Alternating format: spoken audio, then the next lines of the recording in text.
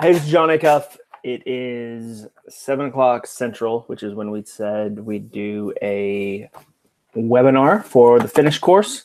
So we're going to give people a few minutes to get on. But looking forward to it. I'm in my home office. You can see it's books on books on books. The shelves are color coordinated. So a lot of people ask that, and that is 100% true. I find it's a lot easier to find things. These shelves aren't color coordinated because these are books I wrote. So if you look right here, like those are books I wrote, books I wrote, books I wrote, books I wrote. These are like foreign language editions, which is fun. So tonight, kind of the middle of the course. We're in the figure it out. We're trying to see what's working for you, what's been challenging for you. So the goal is to do two things. One, I'm going to ask you a series of questions.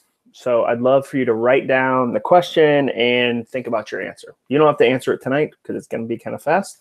And then two, I will answer as many questions as I can. So it'll be about 30 minutes so that you can get back on with your night. For some of you, it's 8 o'clock. For some of you, it's 5 o'clock. And for some of you, it's 6 o'clock, but very few people care about mountain time. I've come to find, like when you're on the West Coast or the East Coast and they announce TV times, nobody's like 9 Eastern, 8 Central, whatever mountain, nobody says mountain. So I care about mountain time. Salt Lake, Colorado, I'm down. So here's the questions I want you to think through because we're kind of in the middle of the goal. And if you make it beyond day 2, remember day 2 is the most dangerous day, which is crazy, but we see the highest drop off in day 2. And the reason is that's when the work starts. So we see a ton of people that are like amped and hyped. And then day 2, it's like, ooh, like day 1 is like, we're eating cake. It's a kickoff party. Day 2 is kind of, you're already in the weeds. So let's say you've made it beyond day 2. Now you're in the middle and it's kind of like, what's it going to take for you to finish? So these are questions. I want you to write them down and I want you to answer them in your own time, not tonight. Question number 1. Are you getting stuck by perfection? So has the day after perfect tripped you up? Maybe you had a great sprint going. You were going to sprint for 7 days in a row or 6 days in a row, and you missed day 4 and you dropped the rest of the days. Are you stuck by perfection right now? I talk to people all the time that'll say that. They'll say, I had a good writing streak going. I did 10 days in a row, and then I missed day 11, and I haven't written in 2 months. So number 1, is perfection the thing that's getting in your way? And it might be. It's very common. Especially, I don't think we talk enough about the problem of perfection is it's often born out of a desire to do the thing you care about really well. Like perfection has a pretty noble start. Like you want it to be good. Like that's not a bad thing. But when it morphs from I want it to be good, I want it to be awesome to I need it to be perfect. Like that's the transition. I want it to be good. I need it to be perfect. Like you can just sense the tension kind of growing into that. I need it to be perfect. So the first question I want you to think about tonight as you look at your goal, has perfection jumped in? And maybe it's, I think there's a lot of people that make the mistake of they don't do a New Year's resolution, they do a January resolution. And once they've messed up January, they act like there's not 11 other months. Like here's my calendar. This is my gigantic calendar that I use. Like here is January, like in this corner, you've got a lot of year. Like look how much year you have left. You've got like 92% of your year left. So that's the first thing. I want you to think honestly, have I let perfection kind of trip me up? As I worked on my goal, has perfection tripped me up? Number 2, am I working on the wrong goal? Am I doing the wrong goal? That's completely possible. And that's not failure. Sometimes you have to try other goals to figure out what's the right goal. And there's a couple ways this manifests. Number 1, this is like sub point 1 and point 2. I do list on list on list on list. One of the reasons this happens is that you pick the wrong thing altogether. You thought, I care about this, and you realize, whoa, it's this. I've got somebody who's in this program, and I won't tell you the specific thing they're working on. I'm just going to make it up. We did a one-on-one phone call, which is awesome. Like those have been my favorite things. And he was like, I want to do a company that does like ferrets. Like, I want to breed ferrets. That's not what he is doing, but I don't want him to feel like bad about this example. And we had a great conversation, and I gave him as much ferret advice as I have, which, it's not a ton, but it's more than you'd expect.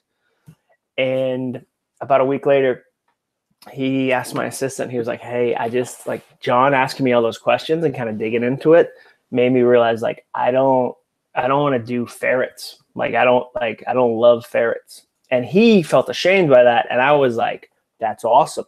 So you might have picked the wrong thing altogether. Like, you go further into it and you're like, I hate this. Like, this is not enjoyable. The second way you could do the wrong goal is you picked the wrong size. You said, okay, I'm going to write a whole book in 30 days, or I'm going to run 100 miles in 2 weeks. Or, you had this crazy massive goal, even though, like, you and I have talked about, like, dude, don't make it so crazy. Don't make it so crazy. Don't make it so crazy. You picked the wrong size. So I want you to write that down. Did I pick the wrong goal? Get rid of the mentality that, winners never quit. Seth Godin writes about that in his book, The Dip, which is on those shelves. And I know where it is because of the color. Winners quit the wrong things all the time. That's awesome. Quitting the wrong thing is a huge win. So question number 2, did I pick the wrong goal? Question number 3, do I need to quit some things? Maybe there's some other things that are in the way. We talk about that idea of choosing what to bomb. Is your life so full right now that you need to quit some other things? And they might even be good things. Like, it might even be that you're working on a financial goal and you got to stay focused on that, and you just won't have the same amount of gym time as you would otherwise. Like, maybe it's hitting pause on, like, an expensive yoga studio, and you can do yoga at home, or you can walk around the neighborhood with a spouse. But during this financial season, this goal, like, dude, yoga is going to be put on pause, and that's okay. So are there other things, like, as you look at your week, as you look at some of the things that are kind of picking away at what you're trying to focus on in your time, are there things you're supposed to bomb? So that's the third question. Are there other things you're supposed to quit? I can say that's true of a couple things I'm working on. Like, I tell you right now, I'm kind of taking a chill from Twitter. And it's only been a couple days. I don't know if, like, I'm ready to say, like, I'm giving up Twitter for Lent. That feels a little extreme, but I don't know. There's a couple things. One, it was taking up a lot of my time, and 2, like, it's so toxic right now. Like, I'm having a really hard time with how, like, I'm having a hard time remembering the last time being on Twitter for a while made me feel good. Like, I don't walk away and be like, I feel, like, refreshed. Like, this is great. And so I'm still going to post stuff. Like, I have no problem writing a funny thing and then sending it on Buffer, but I don't know if I'm going to be actively engaging with the thing. We'll still be, like, doing customer service via direct messages, and Ashley, my project manager, is going to be jumping in. So, but I recognize, like, in my week, like, this is costing me something more than I want to pay. So I'm going to pause it for a period. Number 4, is it fun enough? Is it fun? That's what you need to think. Like, is the thing you're doing enjoyable? Is it fun? Have you found a way to make it enjoyable? And what's funny is we were walking today around our neighborhood, and I was talking about running, that, like, I've been doing more running. And my daughter was like, are you going to ruin that? And that was kind of her saying, I remember your story about ping pong from Finish, where you took something fun and you made it serious and it wasn't fun anymore. And that was, like, few things can convict you like a kid. Like, a little kid can punch you in the stomach. So as you look at your goal, is it fun? And here's why this matters.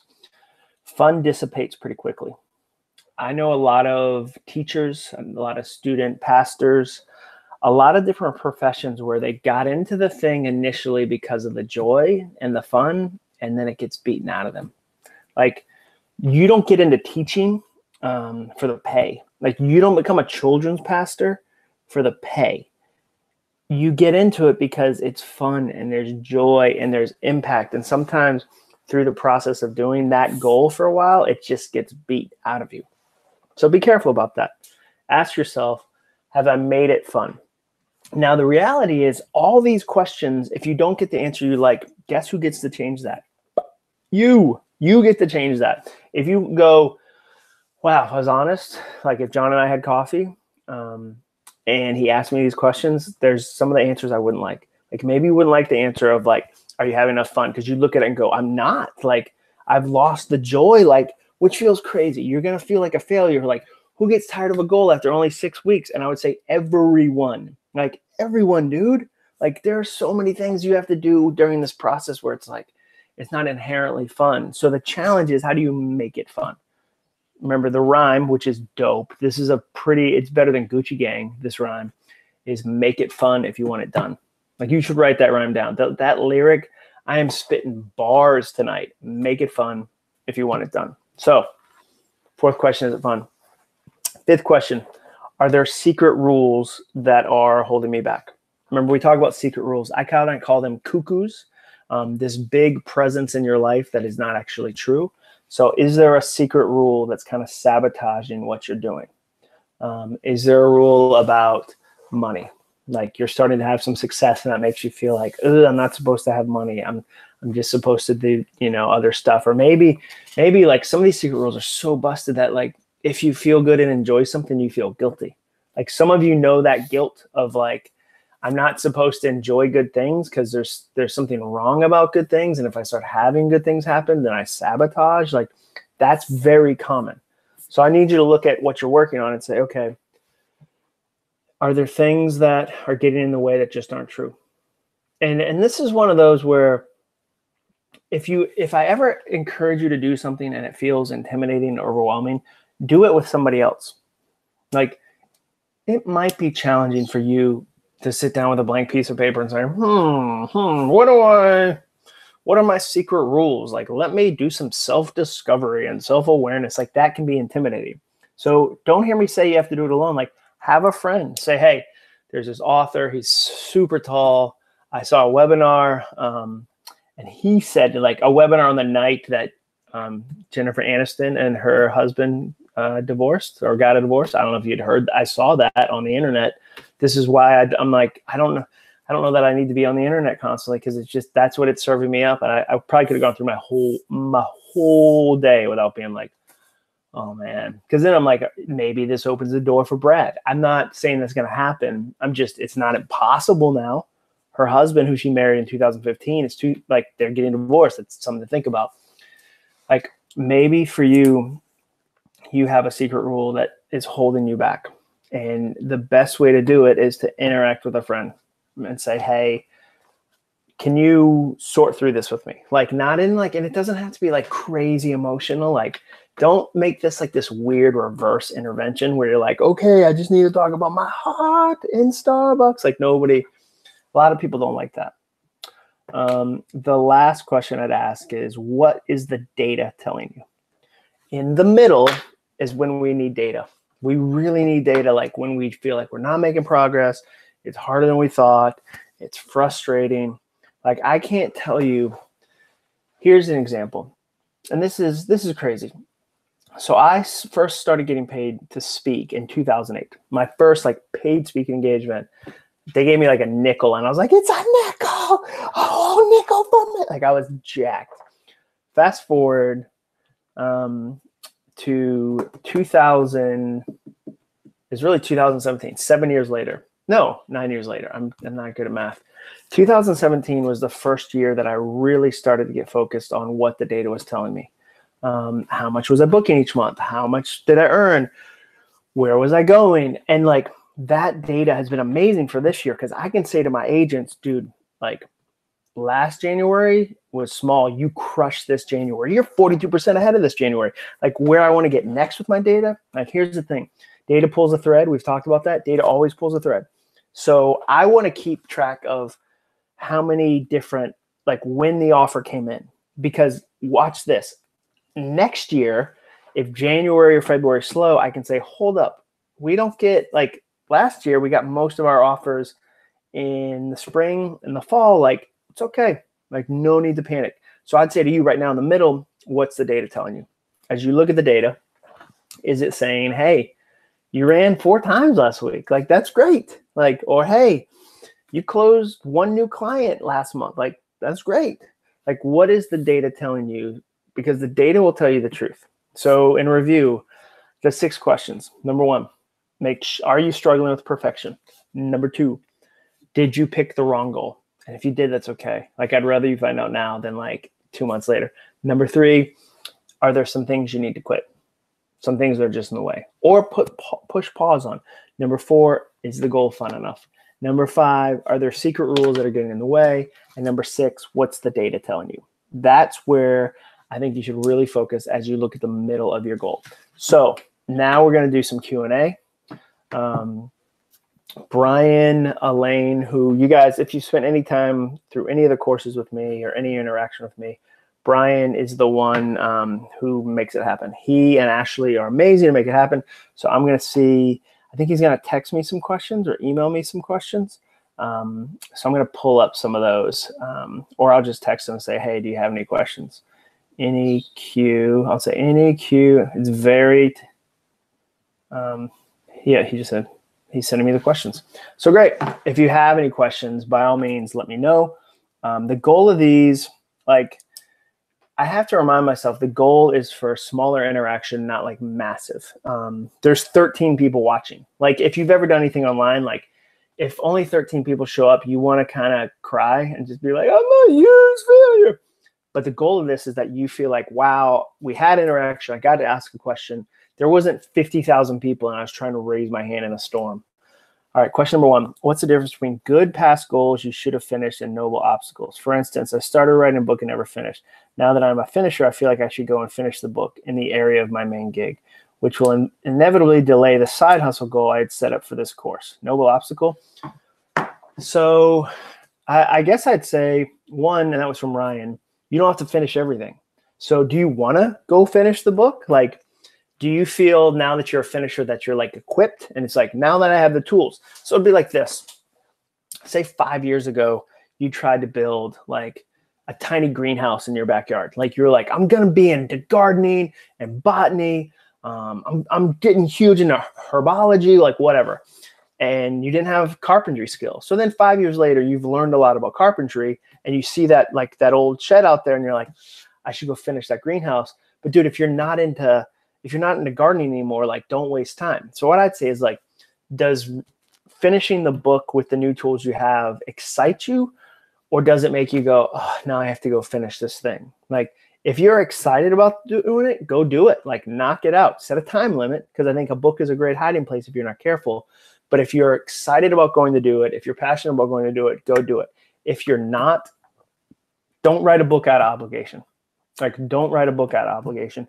I think you'll feel it, and I think even worse, the reader will feel it. Like, it comes through, like, people go like, he finished this because he had to finish it. That's a terrible reason to write a book. Second question, what is a good book on writing, one that helped you out the most? This is from Morgan S. So Morgan, I'll give you a couple books. Bird by Bird by Anne Lamott is helped me a ton with writing. Bird by Bird by Anne Lamott. Second book was probably The Creative Technique of Producing Ideas by Webb, W-E-B-B. It's like 50 pages, but it's brilliant. It's great for ideas. Third book, The War of Art by Pressfield, Stephen Pressfield, War of Art. Those are the 3 I think of. I think one of my favorite books that I don't get to talk about enough is Orbiting the Giant Hairball by Mackenzie. And that book is about being a creative inside a company. Like, when you're at a company that's full of bureaucracy, how do you stay creative? It wasn't necessarily a writing book, but that one helped me a lot. And then the last one, I know you asked for 1, but here's 5. The last one is Writing Down the Bones. I forget who wrote that, but there's not a ton of them. Like, if you type in Writing Down the Bones. So Bird by Bird, Writing Down the Bones, War of Art, Creative Technique of Producing Ideas, and then Orbiting the Giant Hairball. Perfect. Question 3, do you use a pattern or template or flow for your books, blog posts, or your online video segments? If so, what is it? Where did you get it from? Tom H. So for my books, I'm pretty, like, I'll share everything I do with my books. So my pattern for books, like, I'll tell you this, I really try, the first thing I try to think about, I think about 3 things. And I've talked to you guys about these before. 1 is, am I curious about a question? Is there a question I want to know? 2, is there a real need? Like, are there real people like you that need it? An answer. And 3, is it missing in the marketplace? That's how I came up with Finish. I was curious, why don't I finish? People like you came up to me and said, I love Start, but I never finish. How do I actually finish? And then when I went to Amazon, nobody was writing about finishing. So that's how I came up with the idea. The next step is I start to collect ideas, like off these shelves through conversations. I come up with an idea collection system in Evernote. The next thing I do is I write each idea one by one on a note card. Let me see if I have any note cards in here. Yeah, so like on a note card, write one idea per note card. And then I put the ideas up on the wall and I try to see if there's a pattern. Is there a pattern? Like, is there something consistent here? That's kind of the framework I use. With public speaking, it's really simple. I love like 3 main points, maybe 4, depending on the length. I love a great story. I love there to be something funny in each main point. I only put things on slides that would be tweetable. Like it has to be so interesting somebody would tweet it. So a slide example for me would be care about what the people you care about care about. Like care about what the people you care about, or read less minds, ask more questions. And so I'm really spare on what I put on slides. It's a great question. Question 4, what's a good weekly word count goal to have? I work full-time and can't commit to daily writing, but I can dedicate specific time during slow nights or weekends. I know it's a marathon, not a sprint, Heather. So Heather, here's what I'd say. Think about it the opposite way. What's a good word count for the project I'm creating? Are you creating a blog? Well, then let's think through that. Are you creating a book? Like if you said to me, I'm writing a nonfiction book, I'd say, you know what, Heather? A great length is 50,000 words. Like 50,000 words is a great length. So now we can kind of break that down. And then you can say, okay, I'm good for 250 a day. And then I take out my calculator and go, okay, Heather, let's see, you can commit to 250 a day. So let's see, clear out 50,000 words is what we're going for, divided by 250 equals 200 days. Divided by like 30, that's 6.5 months. That sounds doable. If you told me, John, I like to release a 200-word blog post twice a week, then we'd know you need to write 400 words per week. So what I'd say to you is, be careful you don't set an arbitrary goal of like, I have to write 800 words. Like if it doesn't serve your big goal, the number doesn't matter. It'd be like if a contractor came to an architect and said, how many walls do I need to put up every week? And the architect would be like, I'm not measuring you on amount of walls, like build the living room, build the kitchen, build the bathroom. That's how you kind of look at it. So I hope that makes sense. All right, you got another question. Let's see. Question 5. I'm interested to know how to tell you should abandon a goal because it's wrong for you or something. It's hard to tell the difference between wrong goal and motivation slump. Oh, isn't it? That's not an easy one. And that came from Diana A. I think that's a really important distinction. And so the first thing I'd say, Diana, is it won't be perfect. Like you won't be perfect. Like you're going to occasionally quit things you wish you didn't quit. Like you'll look back on them and go like, oh, what, like it's almost like The One That Got Away. You know how they always use that phrase in like romantic movies, like, and then they get back together and it's like John Cusack. Like you're going to say no to some things that might have been good. Like that just happens and you can't get like crushed by that because it's going to happen. It happens to you. It happens to me. So that's the first thing I'd say. It won't be perfect. The second thing I'd say is set a time limit. Here's what I mean by that. So if I said, you know what, I don't think this goal matters to me. Like I really don't. Say, I'm not going to touch it for a month. Most goals you can come back to a month later. Now, obviously it's different if it's like, I'm in college, I'm going to take a month off. Like it's hard to go back. Like it's going to be complicated. But if you're writing a book, if you're trying to get ready to train for a race, you can pause and go, I'm not going to write for a month. And then just be aware of how that month goes for you. Like, do you think about the book 2 times? Do you think about the book 1,000 times? Like when you try to break up with it, is the book's like showing up at work? It's like, hey, or like, is the diet like over here? You'll know to some degree. The times I've quit the like when I've had the wrong goal and quitting is the right thing, the times I've quit have been like, oh, That was amazing. I can't believe I don't have to do that. Like, times I've left the wrong situation, like, it's not easy, but I don't have regret. And I don't regret it. That's usually a sign for me. Okay, we've got two more. Let's see. Question 6. First off, I care about the Mountain Time Zone. Fair enough, Benny. Also, what if I'm simply not excited about anything? I've sort of hit this midlife slump where I don't know what I'm truly passionate about. Benny, I get that.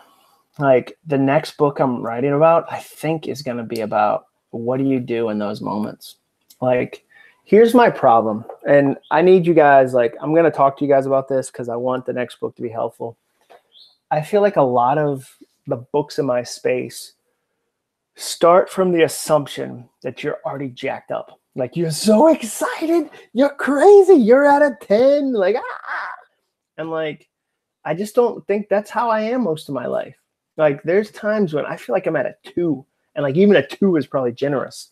But I still want to accomplish 10 things. You know what I mean? Like, my motivation is at a 1, my motivation is at a 2, and I want to perform at a 10. How do I close that gap? So I don't have an easy answer for you tonight. The thing I'm trying in my own life is to not wait until I feel a certain amount of excitement to accomplish something. So I think, here's what I'd say, Benny. I think for years we've been taught that going through the motions is a negative thing, but I don't think it is. Like, if your performance is still there, like, there's so many days where I don't want to run, like, where I don't want to do certain things. And I just go through the motions. And what's funny is that nobody criticizes me. Like, if I'm not super excited running, like, it's not like one of my neighbors goes, "Hey man, I saw you ran by my house. It just didn't look like your heart was in it. Like, you weren't all there. Like, you weren't present." Like, screw that. So I'm curious, and I'm going to continue to kind of dig on that topic of how do you accomplish excellent things when you have average motivation? Because I would argue most books say, how do you accomplish excellent things when you're excellently motivated? And I don't think that's true. All right. Let's see. There's 2 more. So many speakers and coaches have written books too. Not sure I want to write a book. How can one build a robust speaking coaching business without being a writer too, Diana? I mean, if you're not going to go that route, like, one of your goals, Diana, could be, how do I get in a speaker's bureau? How do I get a speaker's bureau to represent me? Like, if you're not going to do a book, I would think, how do I get a speaker's bureau to represent me? That becomes the new goal. And it's pretty simple. They want to make their bureau money. So they want to know you're talented, you're available, you're polite, you're professional. So like, if you told me I'm not going to write a book, I'd say, well, then your goal is to get represented, like, because that can really help you. The second thing I'd say, yeah, there's a lot of books, but you know what? Like, there's a lot of fiction. Like, think about the amount of fiction that was available before Harry Potter. Like, not even that. Think about the amount of fiction wizarding books that were available before Harry Potter. Like, there were thousands and thousands and thousands. And she came out with a new one, and it mattered. So I personally think you do need a book as a speaker. I need a book as a speaker. So I wouldn't get rid of that forever, but I challenge you to make your new goal to find a bureau. All right, this is the last question. These were great questions, by the way. These questions were, to quote Diana, robust. I felt like you asked robust questions. Ooh, we got 2 left. With writing, do you find it easier to track words or time? With my first draft, I tracked words. Now in editing stages, tracking words doesn't seem as efficient. Any other things you like to track, Melanie? Yeah, I track time. That's a great distinction. Creating the manuscript, word count. Editing the manuscript, time count. Because you're right, like, and it's so annoying. Like, what are you going to track? Like, I changed this phrase to this other phrase. Like, no, once you've got a complete manuscript, unless your editor goes, I need 20,000 words more on this, it's now time to track time. Like, I would track time. That would be, you can also track the number of people who gave you feedback. So like my first book, I was tracking, okay, I give it to 5 people and they each gave me 10 points of feedback. I felt good then. I was like, look, I got 50 points of feedback. I'm interacting with them. That's another thing you can track. All right, last question. Question number 9, Jonathan H. I'm starting an online personal training business for guys over 40. Yep, I know this guy. I met you in Indianapolis, I believe, John with an H, and trying to understand how to keep guys motivated in the middle of their goals. Should I be asking these same questions to them? Yeah, 100%. So, John, the big thing is you should expect the middle to suck. I use the phrase a lot, make it through the middle. So I think, John, you're already ahead of the gang if you admit that the middle's going to suck and tell the guys up front. Be like, dude, I'm so excited that you're excited. Week 1, week 2, that's great. But, dude, the middle is coming and it's terrible. So we're going to put these safeguards in, or we're going to lean into these 3 things. So, like, right off the bat, admitting the middle's coming and having a plan change the middle. So I like where you're headed already. I believe I met you in Indianapolis with a bunch of your friends. I think I did a video for you as well. So, all right, we're at 7:30. Great questions. I felt like we covered a bunch of stuff. Again, I'm going to judge these as good based on the questions I get. We talk about tracking stuff with data. If I track this as number of people who showed up, Brian, you're watching right now. How many people were on this invite list? Will you tell me? Can you text me how many people actually got this invite? I'm curious. Like, I want to show you.